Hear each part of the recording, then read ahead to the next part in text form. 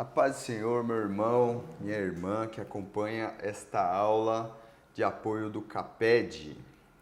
Hoje, meu nome é Natan, estou lá do Vila Luzita, e hoje nós vamos falar sobre um tema muito interessante que muitos podem até ficar com medo dessa aula. Nós vamos falar sobre a lição de número 10, Satanás e sua relação com o sofrimento de Jó. Bem sinistro, isso aqui. Brincadeira, irmãos? Precisamos estudar, sobre todas essas questões, E é uma honra para mim estar aqui junto com o pastor Rubens, lá de Vila Metalúrgica. Paz do Senhor, professores, professoras, coordenadores, importante satisfação nesta oportunidade de estar com o irmão Natan aqui para falarmos sobre este tema desse trimestre, a vida de Jó. E por hora, lição de número 10, Satanás e sua relação com o sofrimento de Jó. O tema, a princípio, as pessoas evitam falar nesse nome, mas é uma questão, é uma realidade e precisa ser falado, e precisa ser ensinado, precisa ser comentado. Maravilha. Dr. Rubens, a primeira questão que a gente pode abordar é quem é esse ser, de quem que a gente está falando, embora, como nós dissemos no começo, esse nome pode causar medo em algumas pessoas, o pessoal dá 3 toques na madeira, faz sinal da cruz, faz um monte de coisa, quando ouve esse nome. Muito folclore foi criado a partir do seu personagem, a partir dessa figura, Mas o que a Bíblia nos diz sobre ele, Primeiramente, o nome ou a palavra Satanás, ela pode ter 3 tipos no Antigo Testamento. Ela pode ser um verbo, um substantivo ou um descritivo, Na primeira situação, verbo, quando a palavra ela é um verbo, por exemplo, lá no Salmo 38, versículo 20, Salmo 71, versículo 13, Salmo 109, versículo 4, a palavra Satanás ela pode ser traduzida como adversário. Então, nesse primeiro contexto, onde essa palavra é um verbo, é quando alguém está atuando, fazendo a função de adversário, Então, ela pode ser usada como um verbo. Em outras circunstâncias, a palavra pode indicar um substantivo. 1 Samuel 29, 4, 2 Samuel 19, 22, 1 Reis 5, 4, onde uma pessoa ela é um adversário, Uma pessoa, ela faz a função ali. Ela se coloca como um opositor ali. Perfeito. Além desses 2 usos, o termo também passou a ser utilizado para descrever seres sobrenaturais, Lá em Números, capítulo 22, versículo 22, um anjo se coloca na frente de Balaão e no texto vai dizer que ele era um Satanás. Mas não é que ele era o Satanás, Ele estava fazendo a função de um adversário de Balaão ali naquele contexto. Logicamente, era um anjo de Deus ali, não era o Satanás, Temos também o caso de Pedro ali, Sim. Lá no Novo Testamento, pastor Rubens? O momento, o apóstolo Pedro, um dos líderes dos discípulos, Jesus está finalizando ali o seu ministério, ele confidencia com os seus discípulos, olha, está chegando a minha hora, e aí Pedro chama Jesus de lado, não há necessidade disso, esse projeto não é necessário, desista da cruz. Era como se dizendo, Jesus, desista desse projeto, desse plano da redenção que Deus estabeleceu. E aí Jesus vai repreender o apóstolo Pedro, dizendo, para trás de mim, Satanás. Então, nesse caso, ele está sendo um opositor, ele está agindo como um adversário. Bem colocado, que o irmão mencionou sobre a questão de Satanás, é a ação, a oposição. Exatamente, ele é um opositor de Deus, No livro de Jó, lá no começo, capítulo 1 ali, já vai ter um artigo ali, que ele não vai falar Satanás como verbo nem como substantivo, mas ele vai falar o Satanás, né? Aqui nós entendemos que já é um ser específico, né? É o Satanás mesmo, né? Aquele ser maligno e cruel, né? E aí nós vamos falar sobre ele também ao decorrer da aula, tá? No Novo Testamento, esse conceito ele segue a mesma coisa. Satanás, ele é sempre um opositor do projeto de Deus, né? Você tem citado Satanás, Diabo, Belial, Beelzebu, né? E no Novo Testamento é sempre aquele que está em oposição ao projeto de Deus. Ele é o Satanás, né? Satanás no Novo Testamento ele é chamado de maligno, é chamado de príncipe deste mundo, ele cumpre o papel de ser um tentador, na verdade. Mas existem mais algumas questões aí, né, o pastor Rubens, sobre ele, né, sobre esse ser. Temos até algumas pessoas que deliberadamente servem esse ser, né, prostram, adoram, né? Como é que é isso, pastor Rubens? Existe na modernidade adeptos, né, desse ser, desse opositor. E numa pesquisa que eu brevemente fiz, existem pessoas ou criadores da seita Satã, né? O satanismo, né? É uma religião, digamos assim. Então, esses adeptos de Satanás, existem dois grupos. O teísta consideram Satanás como uma divindade e o uso de diferentes tipos de magia. E um segundo grupo, o ateísta, o mais expressivo numericamente, não acredita em um Deus e também no diabo. Seus adeptos acreditam que os prazeres da vida devem ser aproveitados em sua totalidade e que a moral cristã, o que nós pregamos, o que nós aprendemos, que a moral cristã deve ser rejeitada. Então, existem os dois grupos, mas tem também influenciadores, né, que são satanistas, músicos, né, pessoas que criaram a seita e têm os adeptos em várias partes, inclusive no Brasil também. Perfeito, né? O irmão falando sobre esses influenciadores, né? Eu lembro muito do Aleister Crowley, né? Que foi um escritor que influenciou muitos músicos, né? Muitos cantores. Logicamente que ele não era algo tão explícito, né? Como a gente vê hoje, né? A pessoa realmente a igreja, existem aí por aí a igreja de Satanás, né? Aquela coisa meio sinistra assim. Mas Aleister Crowley, ele nos seus escritos e na sua influência, ele inseriu, de certa maneira, na modernidade, esse conceito de adoração a seres malignos, né?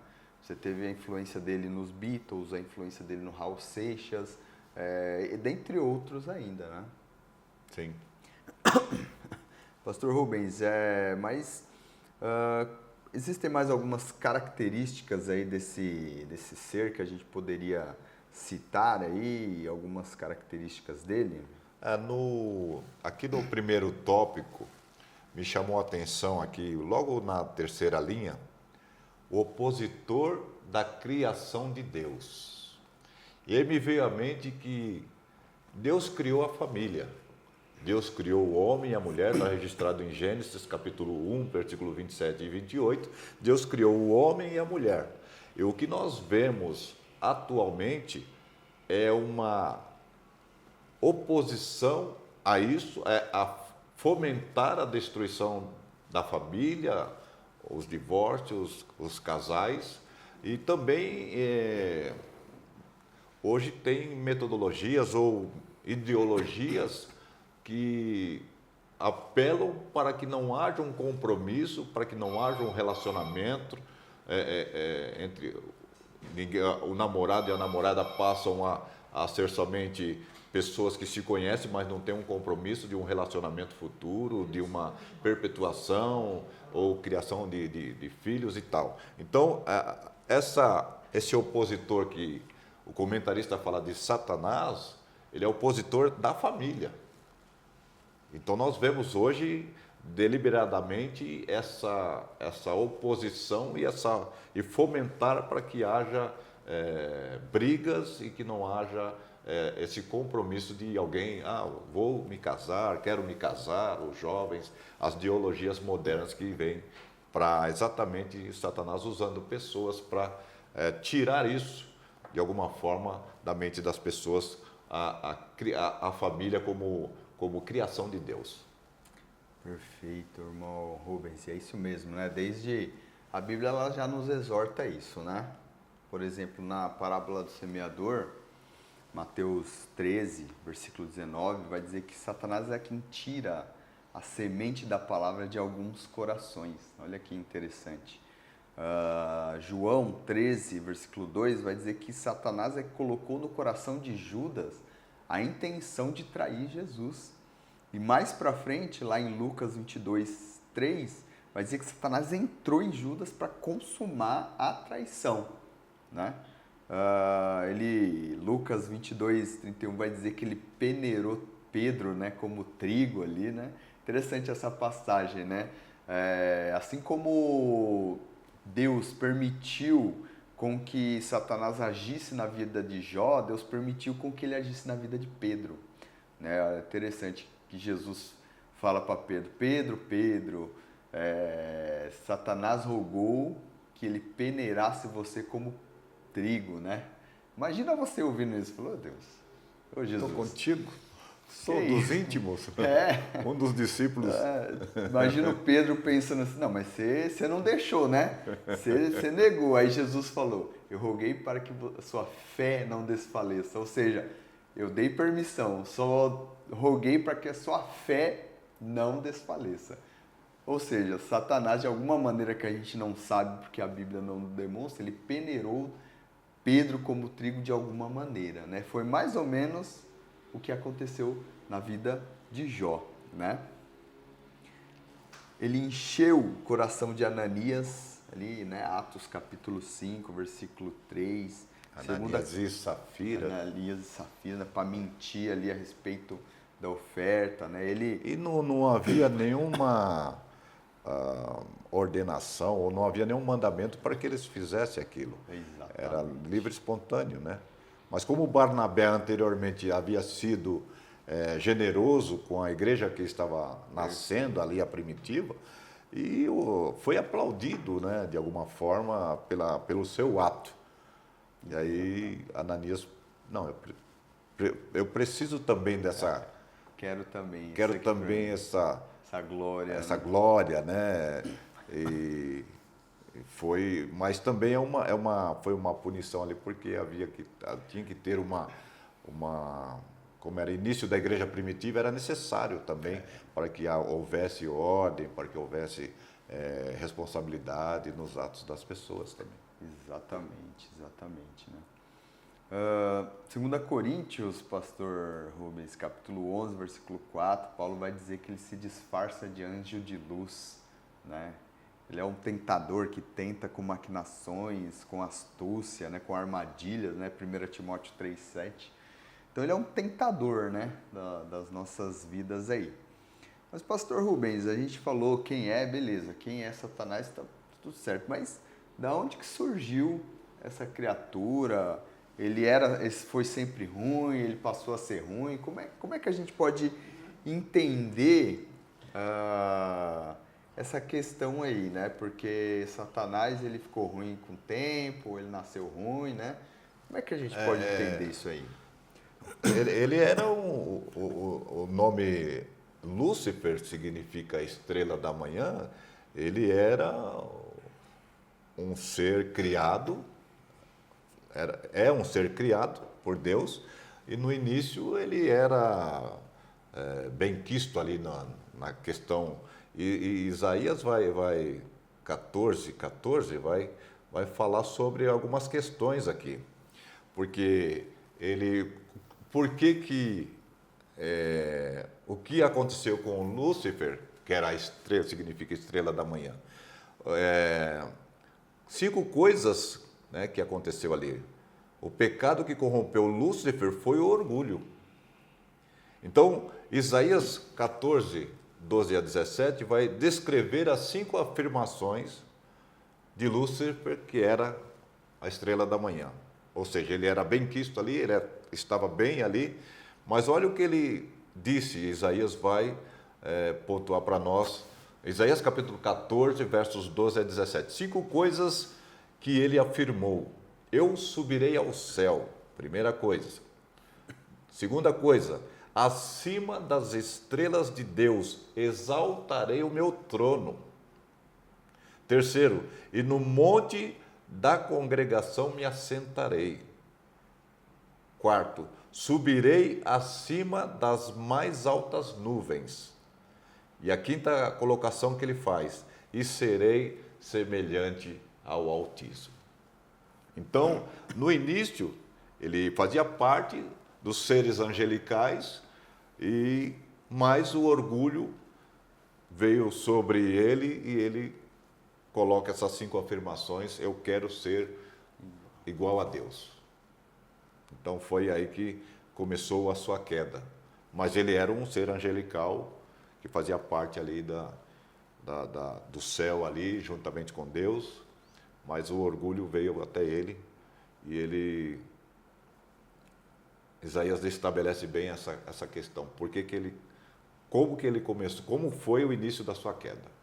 Maravilha, olha que interessante, né, pastor Rubens? Porque ele estava do lado de Deus ali, né? Do lado, assim, no sentido de acesso a Deus, direto, né? ali. E mesmo tendo esse acesso, né, ver a glória de Deus, ele ainda se corrompe, né, com esse orgulho, né, bem falado aí pelo pastor, né? Ele tem, além de ter sido um anjo, né, ele tem algumas características, né? Por exemplo, o Satanás, ele é um ser espiritual, perfeito? Então nós não podemos vê-lo, né? Podemos enxergar, a não ser por intermédio de visões, né? Mas não podemos vê-lo de maneira material, porque ele é um ser espiritual, tá? Aproveitando, alguns pensaram em retratar a figura, né, dele. Alguns pintores de outras épocas, né, imaginaram um ser e levaram para as telas aquilo, mas, como o irmão disse, anjo de luz, não é aquilo que as pinturas das telas retratam, né? É bem diferente. Geralmente é sempre aquela imagem feia, né? O tridente. Isso, chifre e tal, né? Geralmente quando o diabo quer te tentar, ele não aparece dessa maneira, né? Ele aparece bem mais apresentável ali, né? Sim. Se ele aparecer desse jeito pra gente, no momento, a gente clama o nome de Jesus, sai correndo, né? Agora, se ele aparecer de um jeito, né, mais atraente, ele consegue nos tentar e nos levar para o mau caminho. Né? Perfeito. Então ele é um ser espiritual, né? Ele é uma criatura, né? Como o irmão Rubens falou, né? O pastor Rubens aí, Deus criou ele. Criou ele, né? Os anjos seres criados, né? Exatamente, Deus criou e deu poder a ele, né? Porque os anjos têm algum certo tipo de poder, tem, logicamente, não igual a Deus, mas os anjos têm algum tipo de poder ali, e ele tinha isso também, né? Na tentação, ali no deserto, ele chama Jesus, leva a um alto monte e fala: tudo isto te darei se prostrado me adorares. Olha só. O poder que ele leva até no pináculo do templo, lá em cima, né? Falou: se joga daí, porque a tua palavra diz. Então ele tem um certo poder, né? Sim. Tem um certo poder, né? E ele é uma pessoa, não uma pessoa no sentido de ser um ser humano, mas ele é uma pessoa no sentido de ter pessoalidade, né? É interessante lá quando a gente lê Apocalipse 12, versículo 17, vai dizer que ele se enfureceu. Então é um ser que ele tem sentimentos também. Ele se enfurece, sente raiva, sente ódio, né? Não sei se ele sente coisas boas, né? Se ele sente alegria, mas coisas ruins certamente ele sente, né?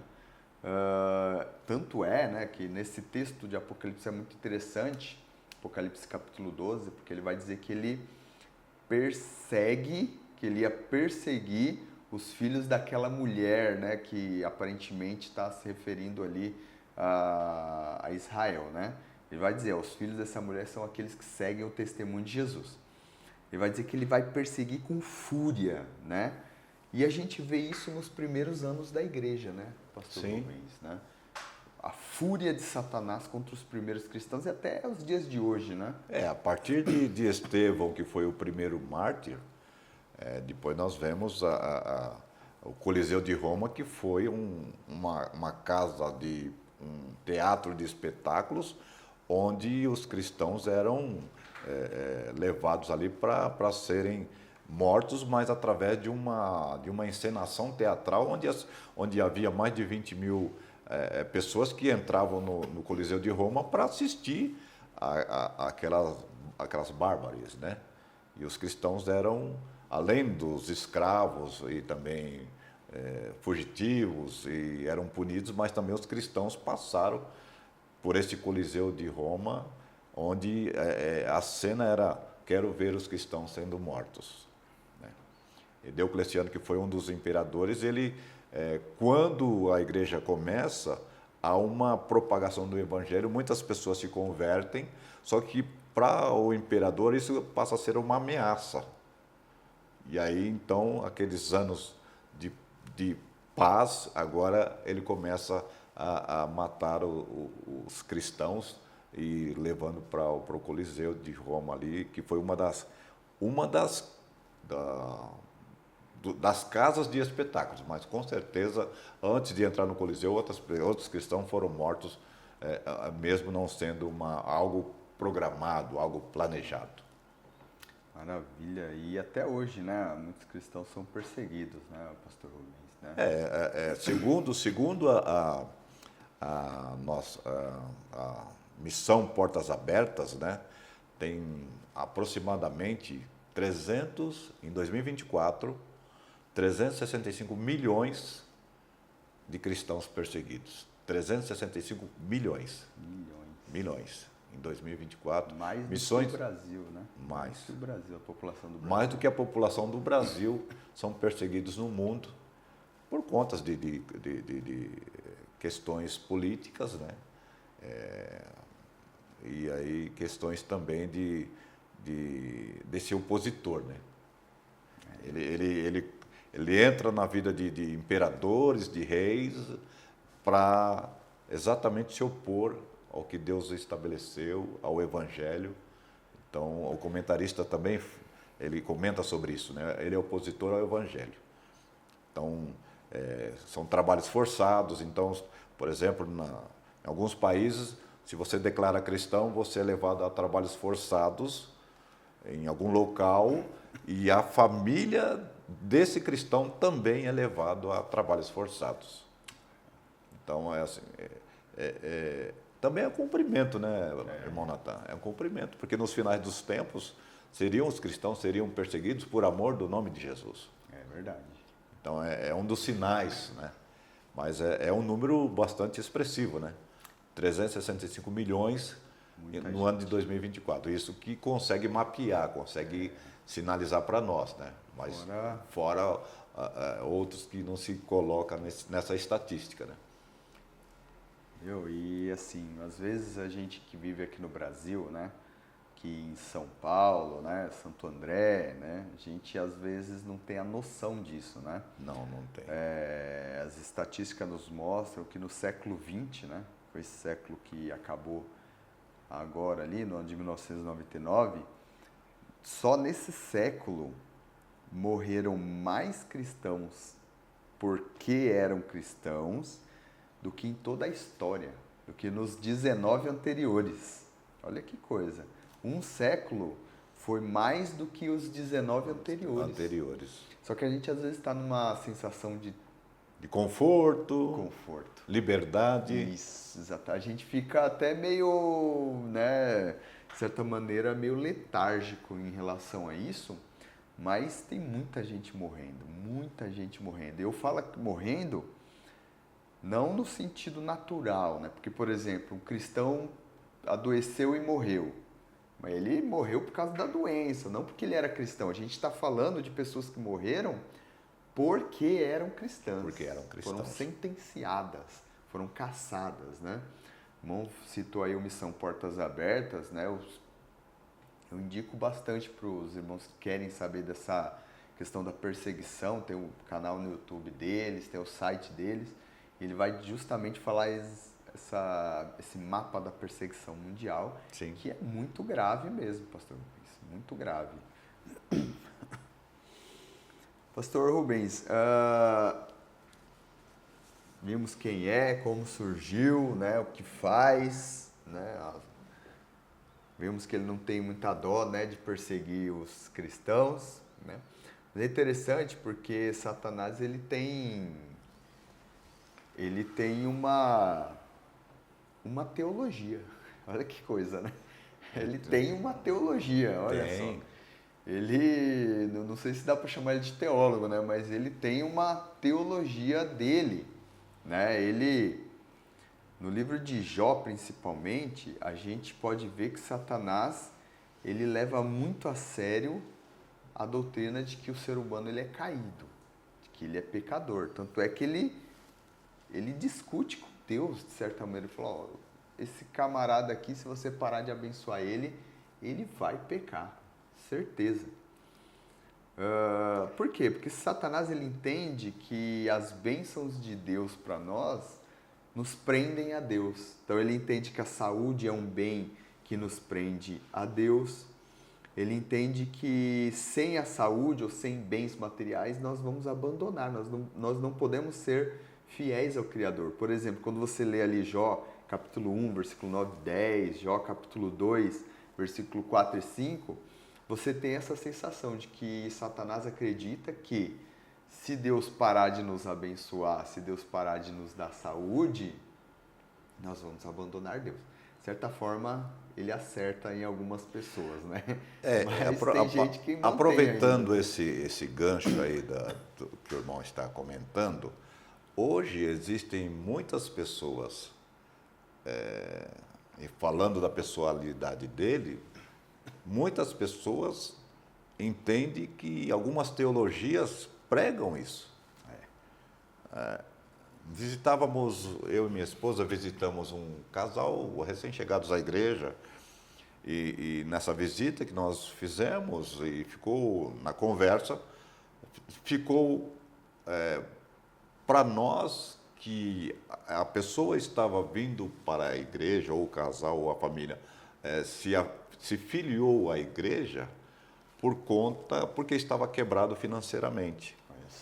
Então, assim, estou indo para a igreja porque eu quero me reorganizar financeiramente, e na conversa há uma expectativa somente da reorganização financeira.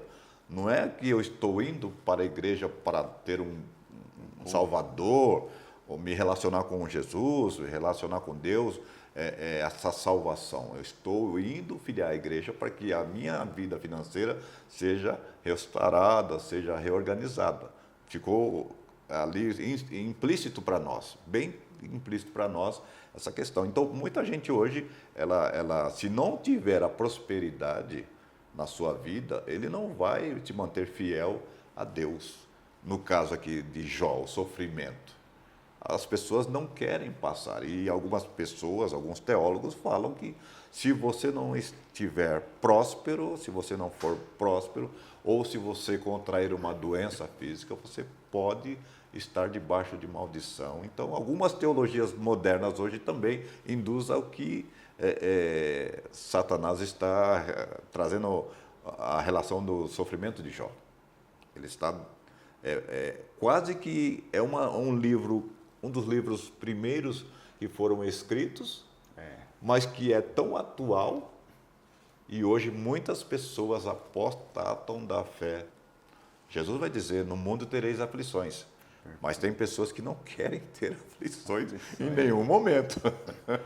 Exatamente. pessoa que fala, né? Não, eu sou filho do rei, né? Não Deus me colocou como cabeça. É isso, exatamente, né? Interessante que o pastor citou dois versículos, né? Um no começo e um agora, que faz a gente pensar, né? Mateus 4, né? Versículo 9, né? Foi Satanás quem disse, né?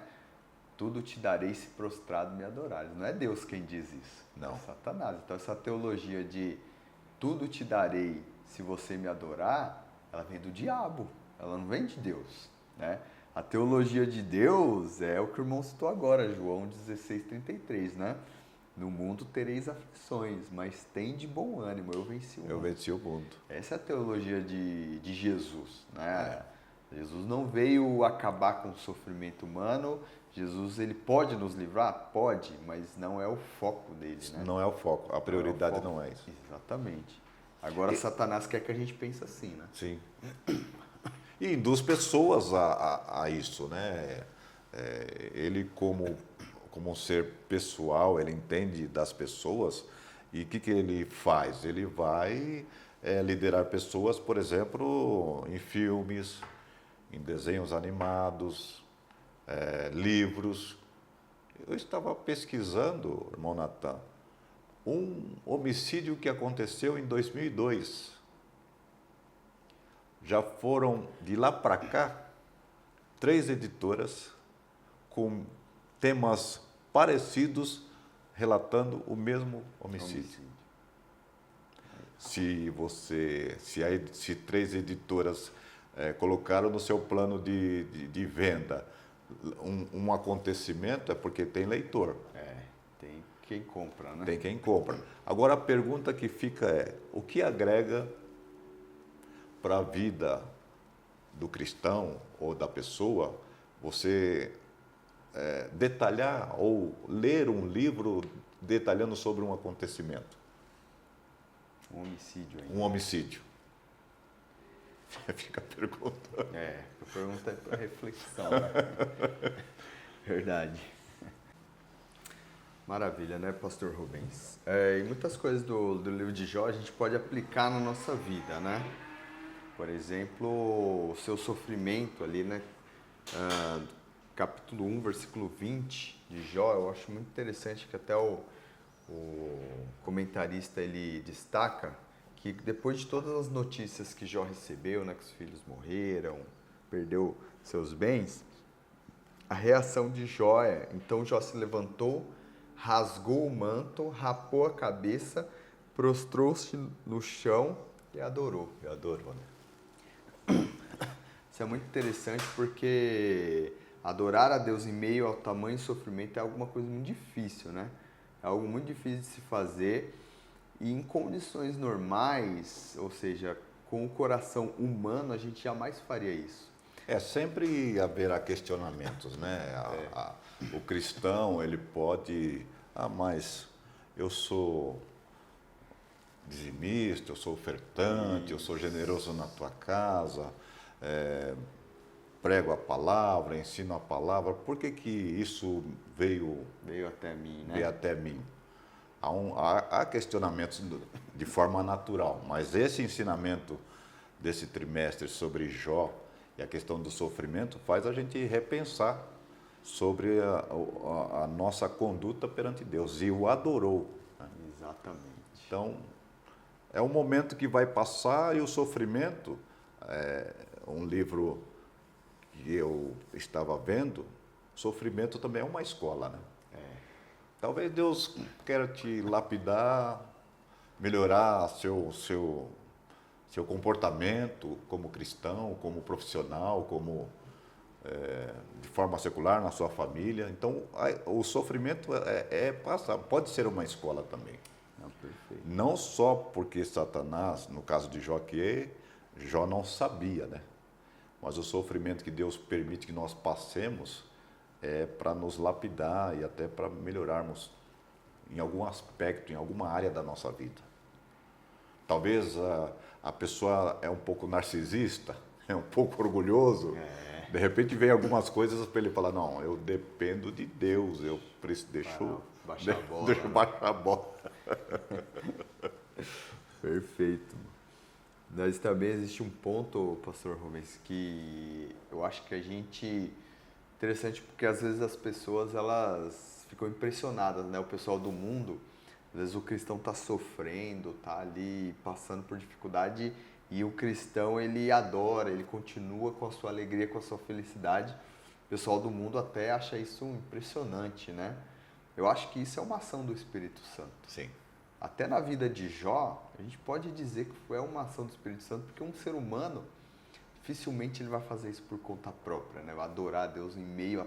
Meu, a gente não está falando de qualquer sofrimento, né? Jó, de uma vez só, ele perdeu os seus bens e os seus filhos ali, né? De uma vez só, né?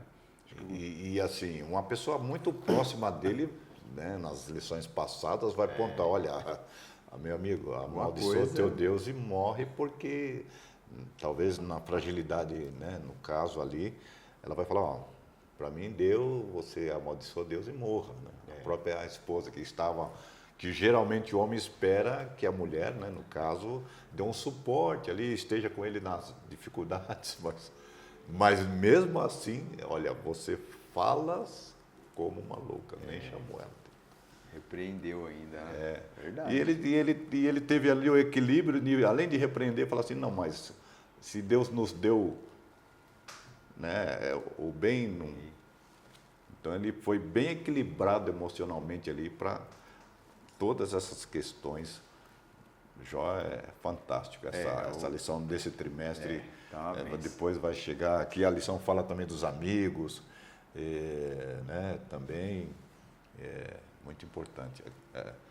Zofar, ele faz, Bildade, ele amigos, né? Ele teve várias pessoas que se relacionou com ele, ele no sofrimento, ele teve palavras para todas elas. Exatamente. Essa ação do Espírito Santo, pastor Rubens, eu lembro muito da história de um pai da igreja, conhecido como pai da igreja, chamado Policarpo, né? Ele foi bispo ali na igreja de Esmirna, né? Ele foi discípulo do apóstolo João, né? Então ele foi a segunda geração ali da igreja. E é interessante porque quando o procônsul ali de Esmirna, ele questiona, né? Se você falar que você é cristão, a gente vai te matar. E ele não nega a Cristo, né? Ele fala, 86 anos eu sirvo a Deus e Deus nunca me abandonou. Não vai ser agora que eu vou abandonar ele. E a história nos conta que amarraram ele lá na estaca e foram colocar fogo nele, né? E ele não negou, continuou na tranquilidade e ainda compôs um hino, começou a cantar um hino no meio dessa situação, né? E diz que, né, aí é uma tradição que diz que o fogo não conseguia pegar nele. Aí um soldado teve que ir lá e matar ele na espada mesmo. Na espada, né? Mas é interessante porque essa paz, né, que é estranha para o mundo, essa paz, ela é possível a partir de um coração guiado por Jesus, né, um coração sustentado por Jesus. Porque um ser humano em condições normais, quando vem o sofrimento, quando vem a morte, vem junto o desespero, né? Vem junto o pânico, vem junto a aflição. Quando o cristão, ele passa pela luta, passa às vezes até pela morte, e como diz o hino lá, dando glória a Deus ainda, então é algo que o mundo não entende. E isso só vem pela ação sobrenatural do Espírito Santo. A questão sobre o primeiro mártir da igreja, Estevão, sendo apedrejado. Perfeito. Ele olha para o céu e ele vai, algumas palavras como a de Jesus, perdoa, Pai. Não sabe o que faz. Então, o Espírito Santo é fundamental na vida do cristão para passar esses momentos. Exatamente. Porque, naturalmente, vai questionar Deus, né? Por que está acontecendo comigo? Vai colocar alguns direitos dele, né? Usando de algumas ações que ele faz no reino. E isso é interessante, né? Em prol do reino, né? Até o próprio Jó fala isso no versículo 21, né? O versículo 21.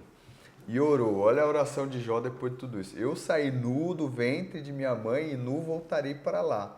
Senhor o Deus, o Senhor o deu e o Senhor o tirou. Bendito seja Tomou, o né? nome. Bendito seja o O nome do nome do Senhor. Senhor. Aí, ó. Então, quer dizer, a percepção de Jó também estava bem afinada, né? Ele, apesar de tudo que ele sofreu, ele sabia quem ele era. Ele falou, não, meu amigo, eu vim nu, eu não tenho nada, é Deus que me deu. Se ele tirou, amém, é dele também. É a percepção de Jó de quem ele era, né? Porque às vezes muitas pessoas têm dificuldade de reconhecer a nossa pequenez, né? A gente às vezes se sente muito grande, né? Não, Sim. nós somos isso, nós somos aquilo. Mas na verdade a gente se esquece que a gente é pó, né? A gente é pó, a nossa vida, como diz Salomão, ela é um vento, né? Ela é uma passagem muito rápida ali. Outra coisa, ali está em Jó, capítulo 2, versículo 8 ao 10, né? Que o comentarista também salientou muito bem aqui. Olha que Jó agora começa a estar enfermo, né? Satanás ataca a saúde de Jó. Vai dizer, ó, sentado em cinzas, Jó pegou um caco para se raspar. Então sua mulher lhe disse, tu ainda mantens íntegro, amaldiçoa a Deus e morre, né? Que foi o que o pastor falou. Mas ele diz, tu falas como uma louca, por acaso receberemos de Deus apenas o bem e não também a desgraça? Em tudo isso, Jó não pecou com os lábios. Olha que coisa maravilhosa. Não, esse lição sobre equilíbrio emocional é Jó. Exatamente. Então, em meio ao sofrimento, porque como o irmão falou, naturalmente você vai se abater, vai mudar seu humor, você vai ficar para baixo, não quer conversar com as pessoas, se relacionar com as pessoas. Mas Jó estava lá, chegou os amigos, tá bom, vamos conversar. Enfim, passou os seus momentos ali. Mas fundamental que o irmão disse, o Espírito Santo. Exatamente. Esse texto também de Jó, né, que ele falou, né, que a gente recebe o bem de Deus e não vai receber o mal, me lembra muito 1 Tessalonicenses 5,18, que vai dizer, em tudo dai graças, né? Então, quando a gente dá graças a Deus, quando a gente recebe as bênçãos, é fácil, né? Pô, comprei uma casa, comprei um carro, ganhei um filho, né? Foi promovido na empresa. Show de bola. Agora, quando a gente perde coisas, perde, né, parentes, Família, perde. dar graças a Deus nesse contexto já é um pouco mais difícil, né? Um pouco mais complicado, né? E eu queria pontuar aqui também, pastor Rubens, porque às vezes nós somos influenciados por um certo evangelho meio triunfalista. Como assim? É um tipo de pensamento que dá a ideia de que a gente vai vencer sempre. Sim. Que vai dar tudo certo sempre. E a vida real, ela não é assim, né? A vida real, muitas vezes você tem sucesso, mas muitas vezes você tem fracasso também. Muitas vezes você toma decisões certas, muitas vezes você toma decisões erradas, né? Só que às vezes nós somos influenciados por um certo evangelho de triunfo, que a gente tem que triunfar o tempo todo, e não é bem assim que a vida real funciona, né? Na verdade, o que mais gera expectativa, o que mais dá resultado, digamos assim, é o evangelho triunfalista.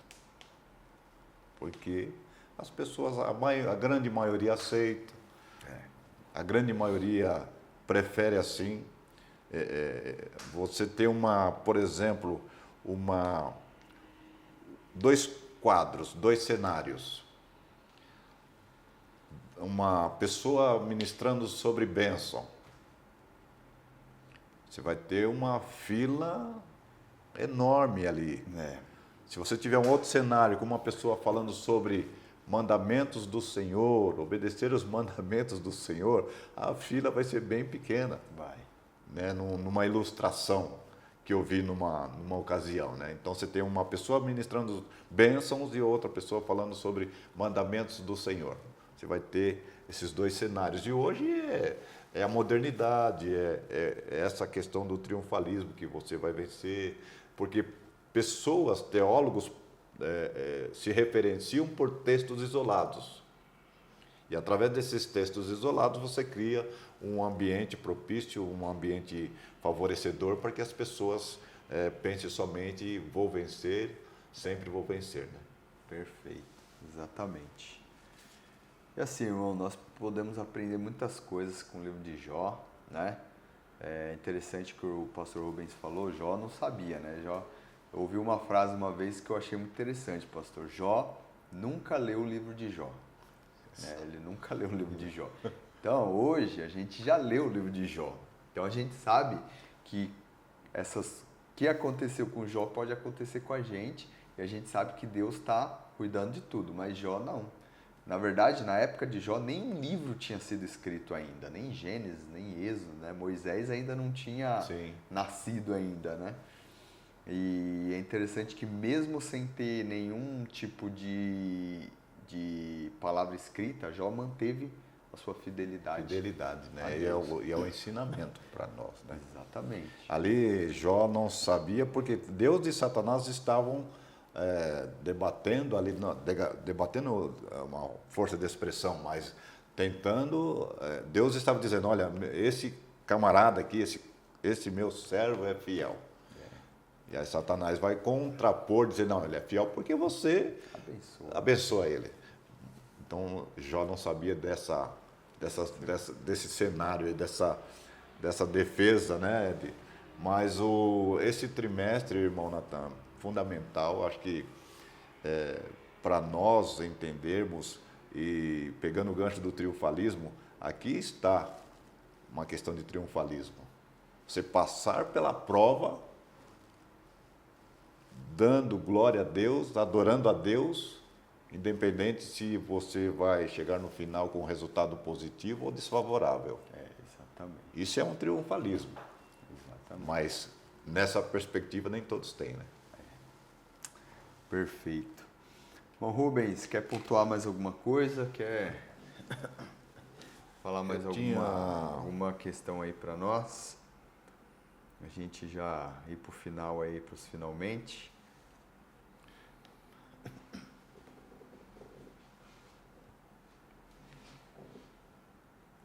É só para complementar que eu já havia iniciado, né? A felicidade não é a meta de Deus.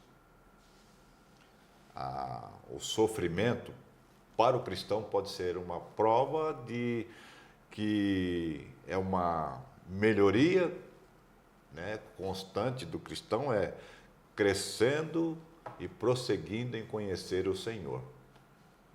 Oséias. Esse conhecer ao Senhor, às vezes, vai nos levar a esse cenário de sofrimento e a gente vai se apegar, vai se aproximar mais de Deus, porque você está passando por um momento não favorável e você vai se aproximar mais de Deus. Então, prossigamos em conhecer ao Senhor, mesmo que haja uma prova na nossa vida, como nós estamos aprendendo aqui com o Jó. Ele adorou ao Senhor em meio às adversidades. É um fechamento de lição 10 aqui. Sensacional. Né? Sensacional. Queria deixar isso para os professores, coordenadores. Mesmo que você passe por algum sofrimento, você vai chegar e vai adorar a Deus. E Deus vai ver a sua reação. Você no sofrimento, passando pelo deserto, adorando ao Senhor. E Deus vai dizer para você em algum momento, a sua vitória vai chegar. Amém. Glória a Deus. Amém, meu irmão. Deus abençoe você que acompanhou essa aula. Espero que a sua aula seja muito produtiva, muito edificante. Aqueles que não são professores, obrigado pela atenção. Que essa aula possa te edificar e te abençoar. Em nome de Jesus. Amém. Deus abençoe. Amém. Deus abençoe, professores.